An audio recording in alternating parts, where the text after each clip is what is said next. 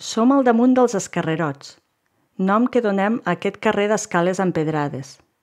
Des d'aquí veiem una de les estampes més peculiars del poble.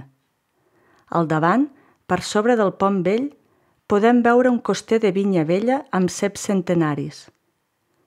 Els costers es treballen totalment a mà i quan es vermen cal posar-se el cistell entre les cames si no el volem anar a buscar a la carretera o al camí. L'accidentada orografia del paisatge fa que les vinyes velles que es plantaven manualment es trobin situades en costers. En canvi, les vinyes més joves, generalment, han estat plantades en estretes terrasses fetes seguint les corbes de nivell.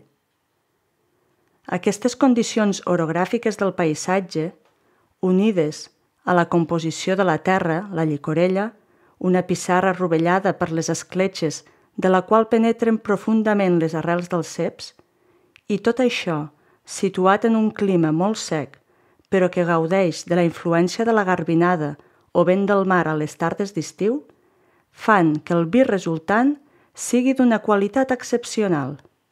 És clar, però, que els cellers acaben d'arrodonir el producte depenent dels sistemes d'elaboració, de la fusta de les barriques, del temps que hi reposa, etc. Per trobar el proper punt, situeu-vos a la placeta formada per la barana que teniu damunt dels vostres caps.